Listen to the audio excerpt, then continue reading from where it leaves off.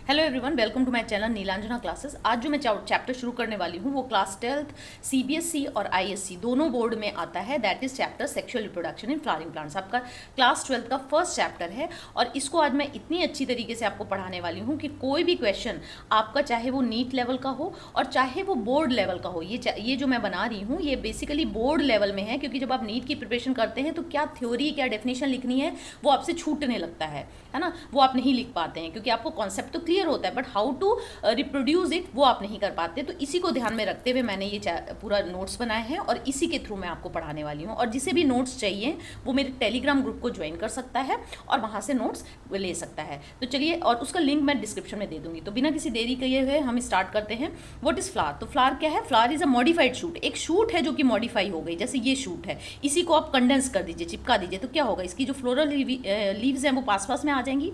तो ये फ्लावर है। फ्लावर एक मॉडिफाइड शूट है with condensed axis called thalamus. This is thalamus, ठीक है। एंड फ्लोरल ऑर्गन्स, ये जो अपेंडेजेस हैं, ये जो फ्लोरल ऑर्गन्स हैं जिन्हें आप कहते हैं फ्लोरल होल्स कहते हैं, ये डायरेक्टली या इनडायरेक्टली पार्टिसिपेट करती हैं। जैसे कि एंड्रोशियम गायनोशियम जो फ्लोरल होल है वो डायरेक्टली पार्टिसिपेट करती है क्योंकि गैमेट बनाती है। बाकी आपकी कैलिक्स कोरोला जो है वो इनडायरेक्टली रिप्रोडक्शन में पार्टिसिपेट करती हैं। तो ये सब सेक्सुअल रिप्रोडक्शन में चारों होल्स पार्टिसिपेट करती हैं। और ये क्या है? एक मॉडिफाइड शूट है जिसमें कि कंडेंस्ड एक्सिस थैलेमस होता है, जिससे क्या अटैच्ड है? फ्लोरल होल्स अटैच हैं, जिन्हें फ्लोरल ऑर्गन्स भी बोलते हैं।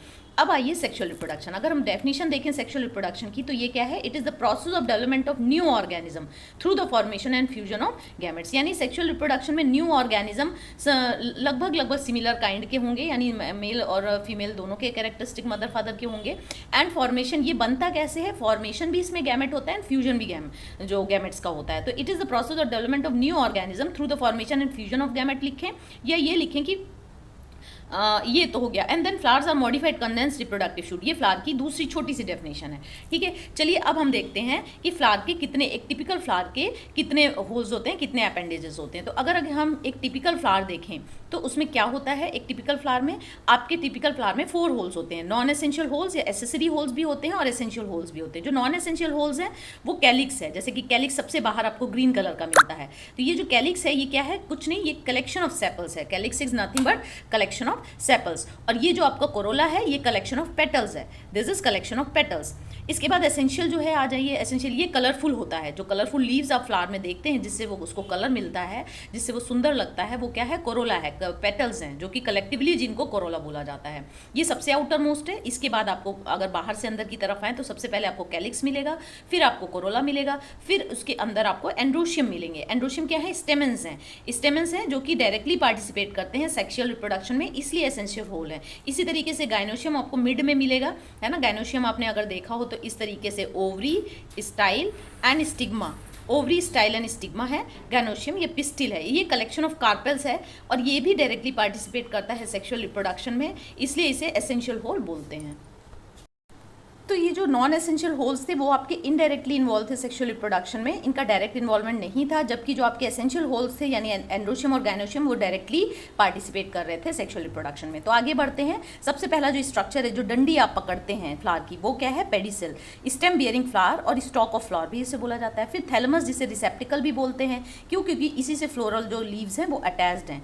सोलन और in last part of the flower axis और pedicel in which the floral whorls are arranged या अटैच्ड, ठीक है। अब इसके बाद आपका सेपल्स आता है, जो कि कलेक्टिवली क्या है? कैलिक्स बोला जाता है। ये सबसे आउटर मोस्ट है। It is the outermost and first accessory whorl है, फ्लोरल होल है, और ये इनर फ्लावर को प्रोटेक्ट करती है, specially at bud stage. Bud stage में पूरा का पूरा फ्लावर जो है वो ढका होता है इससे, आपके सेपल्स से, ग्रीन कलर से। एंड ग्रीन जनरली होती है इसलिए फोटोसिंथेसिस भी करती है। पेटल्स क्या है? कलेक्टिवली इन्हें कोरोला बोला जाता है and it is the second outer most accessory floral holes हैं। इनमें वैरायटी ऑफ कलर्स हैं, डिपेंड ऑन द एंथोसाइनिन या जो भी उसमें पिगमेंट हो, उसमें से शेप है उसकी अट्रैक्टिव, सेंट हो सकता है, नेक्टर हो सकता है जो कि अट्रैक्ट करे, है ना, insect for the pollination and also provide protect. अब हम देखते हैं कि एंड्रोशियम क्या है। एंड्रोशियम क्या और क्या है? मेल रिप्रोडक्टिव ऑर्गन है। इसे कलेक्शन ऑफ स्टेमन को एंड्रोशियम बोला जाता है। ये मेल रिप्रोडक्टिव ऑर्गन है। स्टेमल मेल रिप्रोडक्टिव यूनिट है, ठीक है। और क्या है? इसका फंक्शन क्या है? प्रोडक्शन ऑफ माइक्रोस्पोर यानी पॉलन ग्रेन्स। इसी एंड्रोशियम में के एंथर में बनता है पॉलन ग्रेन्स, है ना। इसके पॉलन ग्रेन्स के अंदर मेल गैमेट्स होते हैं जो कि फ्यूजन करते हैं और आगे चल के ज़ायगोट बनाते हैं। यानी मेल गैमेट कहाँ है? पॉलन ग्रेन के अंदर। पॉलन ग्रेन कहाँ है? स्टेमन के एंथर पार्ट में अभी हम आगे चल के देखेंगे। इसको मेल रिप्रोडक्टिव ऑर्गन बोलते हैं, कलेक्शन ऑफ स्टेमन्स बोलते हैं, रिप्रोडक्टिव यूनिट बोलते हैं। अब आप देखें तो एडल्फस मतलब होता है स्टेमन्स फ्यूज्ड हैं। अगर मोनो एडल्फस है यानी कि पूरा का पूरा जो है जितने भी स्टेमन है 10 स्टेमन है तो वो 10 के 10 फ्यूज्ड हैं। ठीक है, चाइना रोज में इनडेफिनेट नंबर ऑफ स्टेमन्स होते हैं और सब मिलके एक जो है स्टेमिनल ट्यूब बना लेते हैं मिलके। इसी तरीके से डायडल्फस कंडीशन आपको पी में मिलेगी। 10 स्टेमन्स होते हैं, एक अकेला होता है, 9 का बंडल बन जाता है। तो वो कितने बंडल बन गए? 2। तो इसे बोलते हैं डायडल्फस कंडीशन। पॉलीएडल्फस कंडीशन सिट्रस में होती है, बहुत सारे होते हैं और कुछ 5-5, 6-6 का ग्रुप बन जाता है। तो ये हो गया पॉलीएडल्फस कंडीशन। अब हम देखते हैं गैनोशियम। गैनोशियम को फीमेल रिप्रोडक्टिव होल भी बोलते हैं या ऑर्गन बोलते हैं, इसे पिस्टिल भी बोलते हैं। और ये किससे बना है? ये कार्पेल से बना है। ठीक है, तो अब आते हैं कि एपोकार्पस और गैनोशियम और सिनकार्पस पिस्टल या सिनकार्पस गैनोशियम में क्या डिफरेंस है। ये क्वेश्चन आता है, बहुत फेवरेट क्वेश्चन है बोर्ड में जो भी पेपर बनाते हैं। देयर आर 2 और मोर कार्पल्स अगर गैनोशियम में है और वो फ्री हैं, अलग अलग हैं फ्रॉम ईच अदर, जैसे माइचीलिया है। ठीक है, तो ये माइचीलिया में क्या है? ये फ्री कार्पेल्स हैं। इस तरीके का डायग्राम देके भी पूछ लेते हैं कि डायग्राम बना दिया और उन्होंने बोला कि ये किस चीज़ को शो कर रहा है, कौन से टाइप की गैनोशियम है इसमें, है ना। वैसे भी कर सकते हैं शॉर्ट क्वेश्चन में या डायरेक्टली एपोकार्पस और सिनकार्पस का पूछ सकते हैं। यानी डायग्राम आपको बनाना नहीं है, डायग्राम आपको बनाया वो क्वेश्चन में देंगे, लेकिन डेफिनेशन आपको आनी चाहिए। Then come to syncarpous pistil. Syncarpous क्या है? व्हेन 2 और मोर कार्पल्स जब फ्यूज हो जाती हैं, एक सिंगल ओवरी बना लेती हैं, उसको बोलते हैं सिनकार्पस यानी जुड़ी हुई पिस्टल। ये गैनोशियम। पिस्टल ऑफ पेपावर, पेपावर जो है ये दिया हुआ है आपके बोर्ड में। तो ये स्टिग्मा जो है, ये देखिए स्टिग्मा सब फ्यूज्ड हैं। सिनकार्पस ओवरी इस तरीके से पेपावर में पाई जाती है। अब हम देखते हैं what is unisexual flower and what is bisexual flower. बच्चों को बहुत इसमें जो है दिक्कत होती है, तो इसको हम पहले से कंप्लीट कर लेते हैं कि ये क्या है। ठीक है, तो ये जो यूनिसेक्सुअल फ्लावर है आपका, ये क्या है? If any of the 2 reproductive organs is missing, either male reproductive organ या फीमेल, या तो स्टेमन ना हो या तो कार्पेल ना हो अगर फ्लावर में, तो उसको क्या बोलेंगे? यूनिसेक्सुअल या इम्परफेक्ट फ्लावर बोलेंगे। क्या बोलेंगे? यूनिसेक्सुअल या इम्परफेक्ट फ्लावर बोलेंगे। बायसेक्सुअल वो है जिनमें दोनों एसेंशियल ऑर्गन्स प्रेजेंट हो, यानी स्टेमन भी है और कार्पेल भी है। When flower contain both the essential organs और reproductive whorls, then this is called bisexual और हर्माफ्रोडाइट। ठीक है, इसे हर्माफ्रोडाइट फ्लावर बोलेंगे। यूनिसेक्सुअल फ्लावर 2 तरीके के होते हैं, स्टेमिनेट फ्लावर और पिस्टिलेट फ्लावर। स्टेमिनेट फ्लावर वो फ्लावर होते हैं जिनमें केवल स्टेमेन्स होते हैं, कार्पेल्स मिसिंग होती हैं या एब्सेंट होते हैं। पिस्टिलेट फ्लावर वो होते हैं जिनमें कि केवल पिस्टिल होती है और फ्लावर जो बाकी का आपका जो स्टेमन है वो एब्सेंट होता है। तो इस तरीके से अब ये तीनों डेफिनेशन कर लेंगे, एपोकार्पस, सिनकार्पस, यूनिसेक्सुअल, बायसेक्सुअल, और यूनिसेक्सुअल में स्टेमिनेट फ्लावर एंड पिस्टिलेट हैं कि मेल रिप्रोडक्टिव यूनिट में, यानी मेल रिप्रोडक्टिव यूनिट आपका क्या था? स्टेमन। क्वेश्चन इस टाइप से आ सकता है, describe the male reproductive organ of the flowering plant. तो मेल रिप्रोडक्टिव ऑर्गन आपको डिस्क्राइब करना है, इसमें आप डायग्राम के साथ करेंगे। स्टेमन क्या है? मेल रिप्रोडक्टिव ऑर्गन या यूनिट है जिसे माइक्रोस्पोरोफिल भी बोलते हैं। स्पोरोफिल लीव्स को बोला जाता है, छोटे होते हैं, माइक्रो ऑफ अ फ्लावर। ठीक है, तो ये जो है स्टेमन के 2 पार्ट होते हैं, एंथर फर्टाइल पार्ट या फिलामेंट स्टेराइल पार्ट। क्वेश्चन में ये भी दे सकते हैं कि describe the microsporophyll of a flowering plant. तब आप सोचेंगे माइक्रोस्पोरोफिल क्या है? तो माइक्रोस्पोरोफिल कुछ नहीं, आपका क्या है? स्टेमन है, यानी मेल रिप्रोडक्टिव ऑर्गन ही है। तो इसके 2 पार्ट हैं, एंथर है जो कि फर्टाइल पार्ट है, जो कि सोलन होता है, ब्रॉडर होता है, और ये जो है फिलामेंट आपका लॉन्ग, ये स्टेराइल पार्ट है, इसमें गैमेट्स वगैरह नहीं बनते हैं, ये लॉन्ग ट्यूब है सिलेंड्रिकल। इसका डायग्राम देखिए, ये देखिए, ये आपका एंथर है, जनरली जो कैसा होता है? बायलोब्ड होता है। ये इसका डिस्टल एंड है फिलामेंट का, और ये इस फिलामेंट का प्रॉक्सिमल एंड है, ये यहाँ से थैलेमस से अटैच है। ये थैलेमस है, थैलेमस से प्रॉक्सिमल एंड से कौन सा अटैच है? फिलामेंट का पार्ट अटैच है थैलेमस से प्रॉक्सिमल एंड से, और डिस्टल एंड से जुड़ा हुआ है एंथर से। ये कई बार क्वेश्चन पूछते हैं। ये आपका स्टेमन है। स्टेमन में 2 चीज़ें होती हैं, एंथर और फिलामेंट। ठीक है, एंथर कैसा है? फर्टाइल पार्ट है जो कि ब्रॉडर है, नॉब लाइक है, फर्टाइल पार्ट है, सोलन है। एंड स्टेमन जनरली बायलोब्ड होते हैं और attach by the connective tissue, और आपस में ये 2 लोब्स किससे अटैच है? कनेक्टिव टिश्यू से अटैच हैं। जब हम लोग इसका इंटरनल स्ट्रक्चर करेंगे, टीएस करेंगे, तो वहाँ कनेक्टिव टिश्यू बनाया जाता है। फिलामेंट क्या है? फिलामेंट लॉन्ग सिलेंडर स्टॉक है, attach proximally to the thalamus, और डिस्टली उसमें क्या है? एंथर है। एक बार नीट में क्वेश्चन आ चुका है कि डिस्टल एंड में क्या प्रेजेंट है, तो इसको ध्यान से करेंगे। हम बोर्ड के लिए कर रहे हैं, लेकिन ऑटोमेटिकली आपकी प्रिपरेशन नीट की हो जा रही है। आपका आपका नेक्स्ट क्वेश्चन है explain the structure of anther with diagram. मान लीजिए ये क्वेश्चन आ गया है जो बहुत फेवरेट क्वेश्चन है, पूछा जाता है बोर्ड्स में। तो एंथर क्या है? बायलोब्ड, अभी मैंने बताया, tetragonal knob like fertile part of the स्टेमन। स्टेमन का बायलोब्ड है और जब आप इसे काटते हैं वैसे तो ये बायलोब्ड है ना, इस तरीके का स्ट्रक्चर है ये।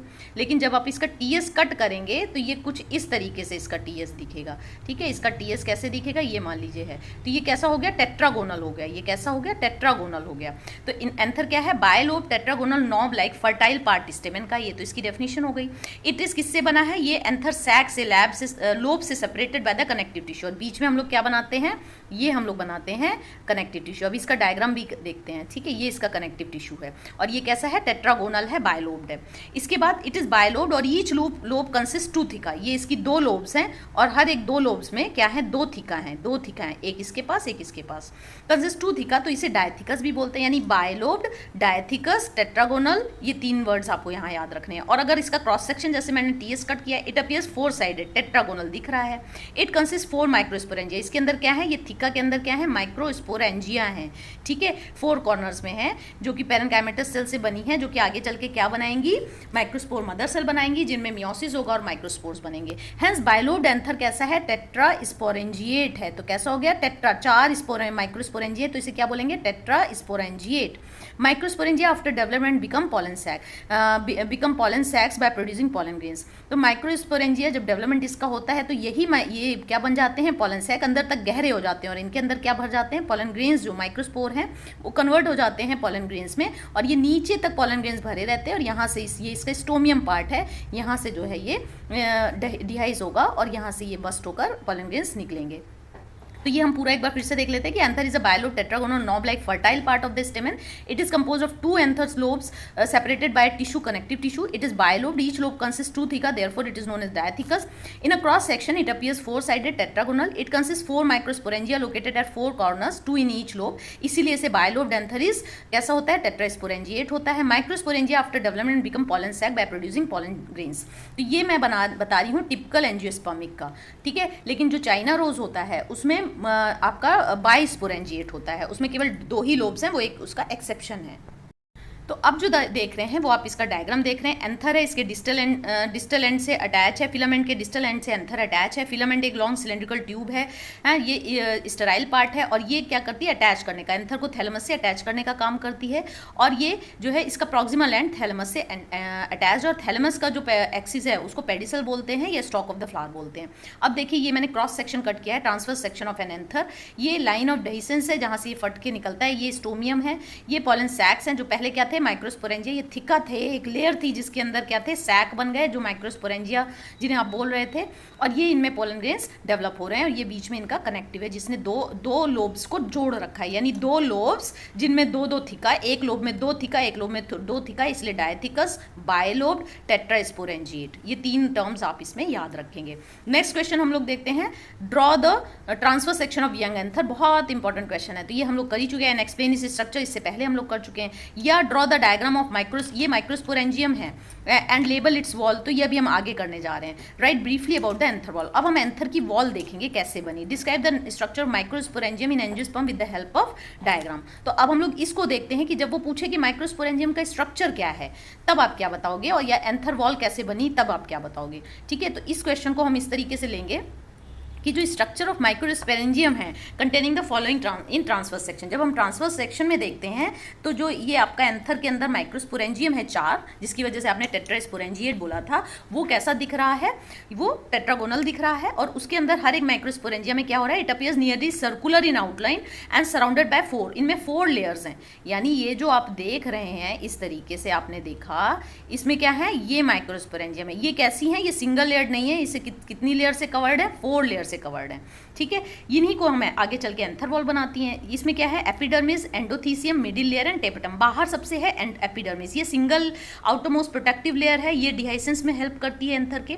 फिर आपकी आती है अंदर एंडोथीसियम. एंडोथीसियम भी जो है प्रेजेंट बिलो द एपिडर्मिस, ये भी सिंगल लेयर्ड है, ये भी थिक लेयर्ड है विद फाइबर्स. इसमें कौन से होते हैं? Alpha cellulosic. ये वाटर को एब्जॉर्ब कर लेती है अंदर से और जब भी ड्राई होती है तो ये फटती है और पॉलन ग्रेन्स जो है डिहाइस होते हैं. तो it helps in dehiscence of pollen sac और अब हम आते हैं मिडिल लेयर। मिडिल लेयर जो है वो अभी तक दोनों सिंगल थी, एपिडर्मिस भी सिंगल थी, एंडोथीसियम भी सिंगल थी, लेकिन मिडिल लेयर जो है प्रेजेंट बिटवीन एंडोथीसियम और अंदर वाली जो लेयर है टेपेटम से है, और ये 2 to 3 लेयर्स थिक होती है, ये भी डेहिसेंस में हेल्प करती है, ठीक है। इसके बाद टेपेटम क्या है, और ये न्यूट्रिशन को भी स्टोर करती है, लेकिन माइक्रोस्पोर्स तक पहुंचाने का काम टेपेटम करता है, क्योंकि टेपेटम लेयर माइक्रोस्पोर के जस्ट बगल में है। तो it is the innermost layer of the anther, ये टेपेटम जो आपकी है, एंड इट्स सेल्स बहुत बड़े होते हैं, इनका साइटोप्लाज्म डेंस होता है, बहुत सारे न्यूक्लिया होते हैं, क्योंकि ये हाईली एक्टिव है, इसे नरिशमेंट देना है इतने सारे पॉलन ग्रेन्स का, तो बहुत डिवीजन होता है इनमें। And it is also produce sporopollenin भी प्रोड्यूस करता है, जो कि हार्डेस्ट ऑर्गेनिक मटेरियल है, ठीक है, जो कि ना ही किसी एसिड से ब्रेक होता है, ना ही किसी एल्कली से ब्रेक होता है, और ये इसी की वजह से पॉलन ग्रेन फॉसिलाइज्ड हो जाते हैं, इतने इतने सालों बाद भी पॉलन ग्रेन जो है वो सर्वाइव कर जाते हैं for exine formation. Pollen grain में 2 लेयर्स होती हैं, जो बाहर वाली होती है उसे एक्साइन बोलते हैं, अभी हम आगे पढ़ेंगे। तो यानी टेपेटम क्या करता है, एक तो पहला काम इसका जो मेन काम है वो नरिशमेंट प्रोवाइड करता है, दूसरा इसका काम है स्पोरोपोलिनिन को बनाना। ये वही स्पोरोपोलिनिन है, हार्डेस्ट मटेरियल, जो कि आपका एक्साइन बनाता है, पॉलन ग्रेन की बाहरी आउटर मोस्ट लेयर कवरिंग को बनाता है। Then come to the center of each microsporangia. अब सेंटर में क्या है माइक्रोस्पोरेंजिया का, हम वो देख लेते हैं।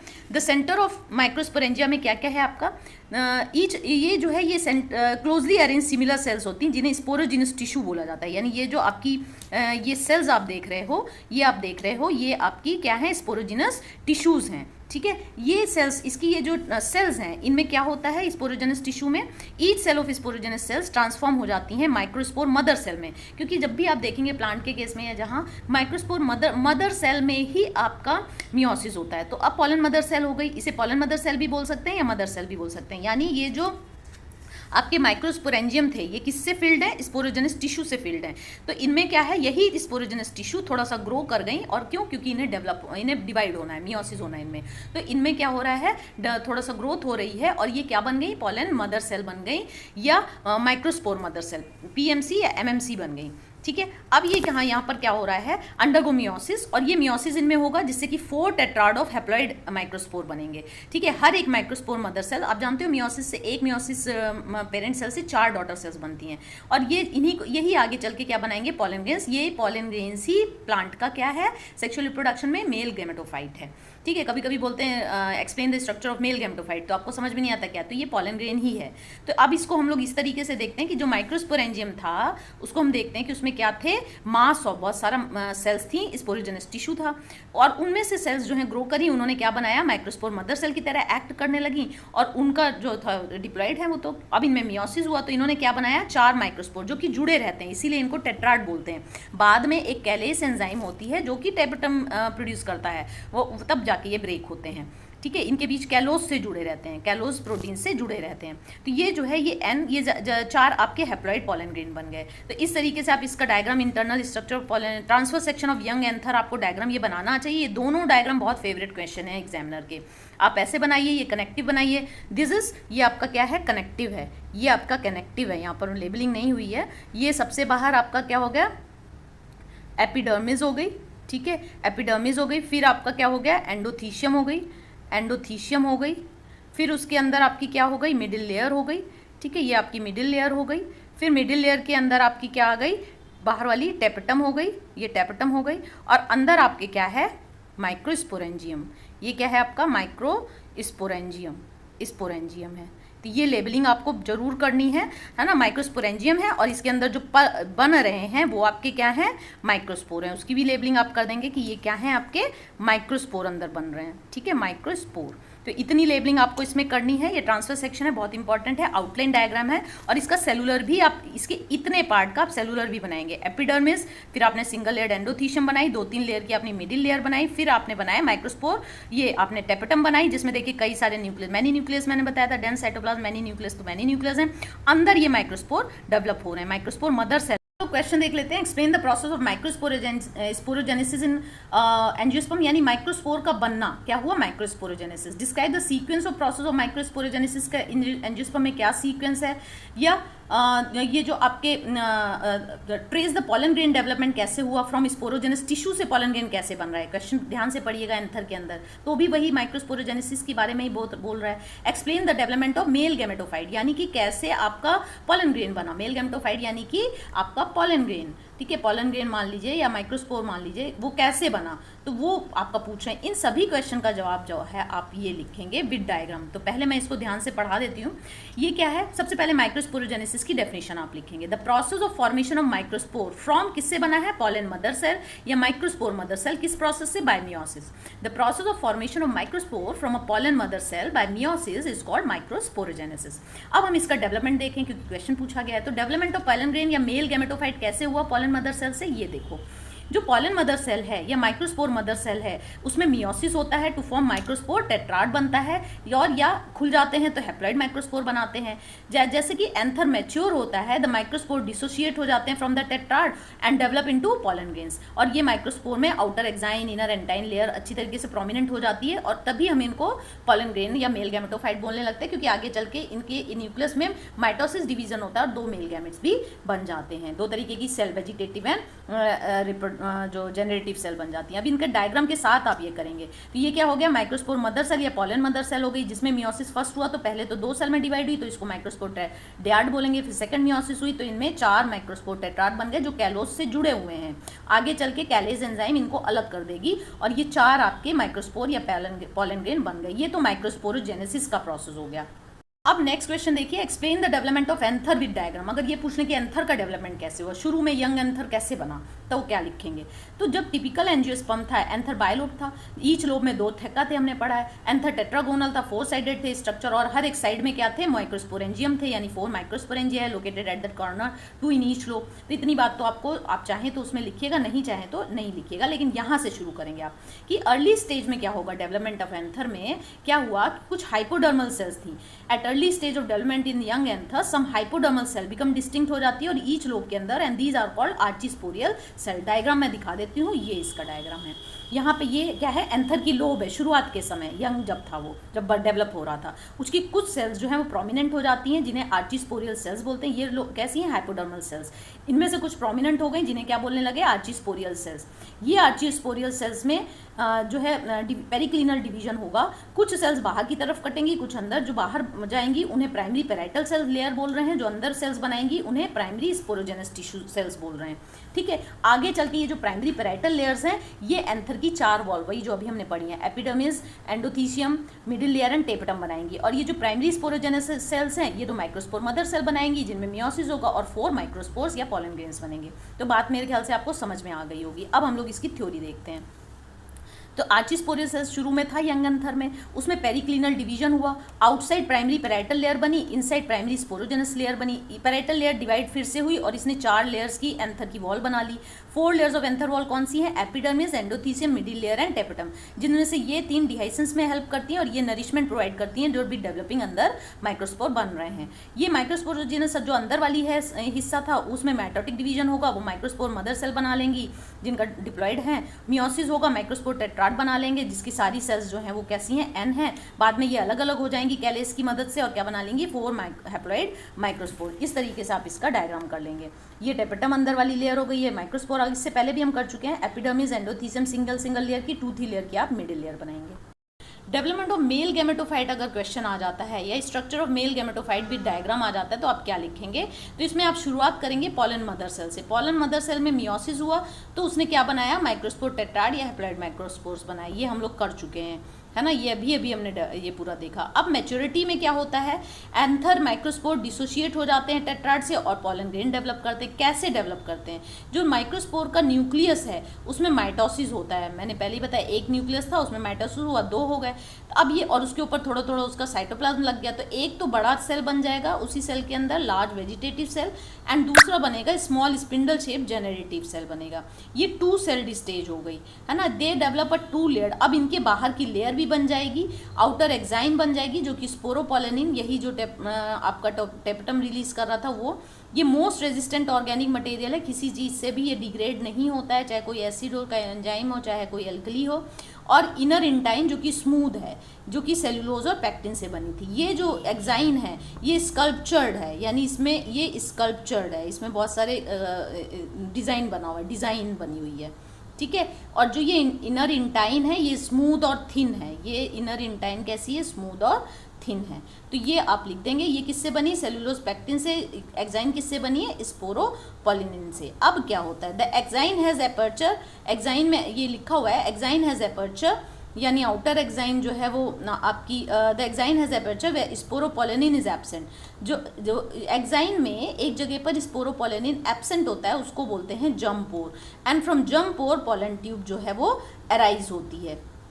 तो अगर हम ये ऐसे बना लें, अगर हम यहाँ पर एक्साइन ये बना लें, ये आपकी एक्साइन हो गई और एक जगह पर स्पोरोपोलिनिन एब्सेंट है, ठीक है, ये जिस जगह पर ये इंटाइन टच हो रही है ये आपका हो गया जर्म पोर, ये आपका जर्म पोर हो गया। और इसमें दो सेल्स हैं, जेनरेटिव और जेनरेटिव एंड वेजिटेटिव, ठीक है। तो ये आपकी हो गई एक्साइन। आगे मैंने डायग्राम बनाया है लेकिन यहाँ मैं तो अभी हमने क्या समझा कि जो एक्साइन है उसमें एक अपर्चर है जहाँ पर स्पोरोपोलिनिन एब्सेंट होता है, उसे कहते हैं जर्म पोर। यहाँ मैंने आपको बता दिया, ये यहाँ पर स्पोरोपोलिनिन एब्सेंट है और इंटाइन से अटैच्ड है, इसको बोलते हैं जर्म पोर। केवल इंटाइन होती है इस जगह पर, एक्साइन नहीं होती है। जहाँ से पॉलन ट्यूब, इंटाइन ही पॉलन ट्यूब प्रोड्यूस बंद करती है, ठीक है, वो निकलती है। तो अंदर अब हम देखते हैं, usually pollen grains liberated at 2 cell stage, 2 cell stage में ही लिबरेट होता है 60% केस में, लेकिन 40% जेनरेटिव सेल अगेन डिवाइड हो जाते हैं और 2 मेल गैमेट्स बना लेते हैं, ठीक है। तो इसको 3 सेल स्टेज भी बोला जाता है, यानी जेनरेटिव सेल ही केवल बनाते हैं, वेजिटेटिव सेल का काम तो केवल आपको फूड प्रोवाइड करना है, ठीक है। अब हम लोग इसमें देखते हैं, डायग्राम देख लेते हैं फटाफट से। ये जो डायग्राम है इसमें आपका क्या है, माइक्रोस्पोर मदर सेल या पॉलन मदर सेल बोल रहे हैं, इसमें मियोसिस हुआ, माइक्रोस्पोर डियाड बना, माइक्रोस्पोर टेट्राड बना, माइक्रोस्पोर सेपरेट हो गए। अब जब माइक्रोस्पोर सेपरेट हो गए तो इनमें क्या होगा, इनकी आउटर एक्साइन बन गई, आउटर जो है एक्साइन स्कल्पचर भी बना सकते हैं, और इनर क्या बन गई, इंटाइन बन गई। इनके अंदर वैक्यूल जनरेट हो गए, ये वैक्यूल आपस में फ्यूज हो गए और ये जो न्यूक्लियस था ये जो है ये एसिमेट्रिक स्पिंडल इसमें बने, ठीक है। न्यूक्लियस तो ये वैक्यूल तो आपस में फ्यूज हो गए और ये जो है ये एसिमेट्रिक स्पिंडल बना, क्योंकि इसको एक बड़े सेल में डिवाइड करना है, एक छोटे सेल में डिवाइड करना है। और ये किस में डिवाइड हो गया, एक वेजिटेटिव सेल जो कि लार्ज न्यूक्लियस है, ठीक है, और एक स्पिंडल शेप्ड सेल बनाया उसने जो कि जेनरेटिव सेल है। तो इस स्टेज को बोलते हैं 2 सेल्ड स्टेज। ये डायग्राम आप बनाएंगे, इसमें माइटोसिस होगा इसकी जेनरेटिव न्यूक्लियस में, और ये क्या बना लेंगे, 2 मेल गैमेट्स। ये मैच्योर्ड पॉलन ग्रेन है जिसके 3 सेल्ड स्टेज है, ये 2 सेल्ड स्टेज का पॉलन ग्रेन है।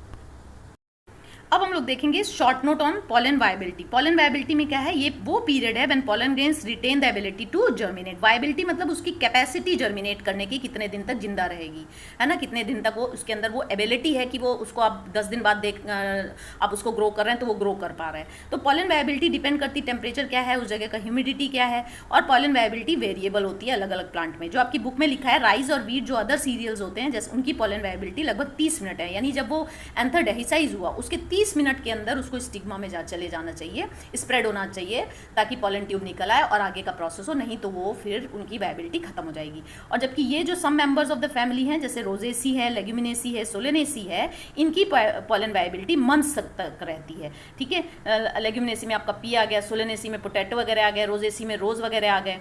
तो अब हम चलते हैं short note on pollen allergy. बहुत इंपॉर्टेंट क्वेश्चन है ये, शॉर्ट नोट आ जाता है। तो पॉलन ग्रेन जो है लार्ज नंबर में प्रोड्यूस होते हैं और ये विंड पॉलिनेटेड स्पीशीज में ज़्यादा प्रोड्यूस होते हैं और ये फ्लोट करते हैं एयर में, और ये जो कुछ लोग हम लोगों की रेस्पिरेटरी ट्रैक्ट में चले जाते हैं, लेकिन कुछ लोग इससे एलर्जिक होते हैं। तो उनका क्या हो जाता है, सम इंडिविजुअल्स में ये सीवियर रेस्पिरेटरी डिसऑर्डर बना लेते हैं, जिससे राइनाइटिस हो गया, इन्फ्लेमेशन नोज में होने लगी, रनिंग नोज हो गई, पानी निकलने लगा, अस्थमा या ब्रोंकाइटिस, ब्रोंकियल एलर्जी हो गई। तो जो आपका पार्थीनियम है ये कैरेट ग्रास है जो कि सीवियर एलर्जी कॉज करता है, और जब ये जो है इंडिया में आया था वीट के साथ, वीट इंडिया ने इंपोर्ट किया था, उसके साथ as a contaminant as a weed आ गया था, ठीक है। तो इसको आप, और ये बहुत ही ज़्यादा पॉलन एनर्जी जो बहुत लोगों में इसने करी है, ठीक है। तो इसलिए जो है आप इसको लर्न कर लेंगे एज अ शॉर्ट नोट। अब हम आगे चलते हैं, हमारा शॉर्ट नोट है right the short note on economic importance of pollen grain. क्या क्या उसकी इकोनॉमिक इंपॉर्टेंस है, तो शॉर्ट ये बहुत रिच इन न्यूट्रेंट्स है, इसका वेजिटेटिव सेल बहुत न्यूट्रेंट है उसमें है, तो वो यूज़ होता है as a food supplement in the form of tablet syrups. Western country USA वगैरह के लोग इसको टैबलेट सिरप में करते हैं, आजकल इंडिया में भी आ गया है। It is also use by some race horses और एथलीट्स, उनकी परफॉर्मेंस को बढ़ाने के लिए दिया जाता है क्योंकि ये रिच इन न्यूट्रिएंट है। Pollen grain are also used in cosmetic. Pollen bank में आ जाइए, पॉलन बैंक क्या है, पॉलन ग्रेन्स, इसका भी शॉर्ट नोट आता है। Pollen banks can be stored, pollen grains को स्टोर किया जा सकता है लिक्विड नाइट्रोजन में at -196 degree centigrade in pollen banks for years, और लेटर जो है इसको प्लांट ब्रीडिंग प्रोग्राम्स में फॉर फ्यूचर यूज के लिए किया जा सकता है। तो this is known as pollen bank. What is vegetative and generative cell? Vegetative cell और जेनरेटिव सेल जैसा कि आपके पॉलन ग्रेन में बने हैं, ये ट्यूब सेल भी इसको बोला जाता है। जेनरेटिव सेल को आप मेल जर्म सेल्स भी बोल सकते हैं। Vegetative cell bigger in size होता है, इसे आप जर्म सेल्स भी बोल सकते हैं। It is also known as germ cell, ठीक है, इसे आप जर्म सेल भी बोल सकते हैं। द वेजिटेटिव सेल जो है वो बिगर होती है साइज में और ये स्मॉलर होता है साइज में। ये लेटर ऑन ये फ्लोट करने लगता है वेजिटेटिव सेल के साइटोप्लाज्म में। इसका न्यूक्लियस लार्ज होता है और इरेगुलर होता है। इसका न्यूक्लियस जो है वो प्रोमिनेंट होता है जेनरेटिव का। साइटोप्लाज्म न्यूक्लियस प्रोमिनेंट है। इसका साइटोप्लाज्म वैक्यूलेटेड है और फूड रिजर्व करता है। इसका साइटोप्लाज्म जो है विदाउट वैक्यूल है एंड फूड रिजर्व नहीं करता है। और इसमें जो है आपका गैमेट्स नहीं फॉर्म होते वेजिटेटिव में। जेनरेटिव जो है आगे चल के 2 गैमेट्स फॉर्म करता है माइटोसिस से। अब एक बहुत इंपॉर्टेंट क्वेश्चन है कि पॉलन ग्रेन वेल प्रिजर्व क्यों होते हैं एज फॉसिल? तो ये जो पॉलन ग्रेन्स हैं, the outer exine layer of pollen grain is highly resistant होती है क्योंकि ये स्पोरोपोलिन से बनी है, जिसे किसने बनाया? टेपेटम ने बनाया। ये हाईएस्ट रेजिस्टेंट ऑर्गेनिक मटेरियल है जो कि ना with stand with high chemical and alkali acidity, किसी से नहीं, कोई एंजाइम आज तक नहीं बनी है विच कैन डिग्रेड स्पोरोपोलिन। तो that's why pollen grains are well preserved as fossils, ठीक है। कुछ क्वेश्चंस हैं जिनकी लोकेशन बहुत पूछी जाती है, वो मैंने अलग से कर दिए हैं। जैसे कि स्पोरोपोलिन, स्पोरोपोलिन की लोकेशन है एक्साइन ऑफ पॉलन ग्रेन में है। Function is it is the most resistant organic material है, never affected by any chemical और any enzyme, so it is protected, it protect the pollen grain. ये इसका function हो गया। दूसरा है आपका जम्पोर। जम्पोर की लोकेशन है in pollen grain where the exine और इंटाइन मीट करते हैं, जहाँ पे स्पोरोपोलिन एब्सेंट है पॉलन ग्रेन में, उस पार्ट को जम्पोर बोलते हैं। यहीं से जो है आपकी पॉलन ट्यूब इमर्ज होती है। टेपेटम क्या है? लोकेशन इनरमोस्ट एंथर वॉल में होती है। इसकी फंक्शन क्या है? Point nourishment to the developing microspore, और एक और फंक्शन मैंने बताया था स्पोरोपोलिन। तो इस तरीके से हमने पूरा मेल रिप्रोडक्टिव पार्ट कंप्लीट कर लिया है। नेक्स्ट जो वीडियो बनाऊंगी वो फीमेल रिप्रोडक्टिव पार्ट का बनाऊंगी।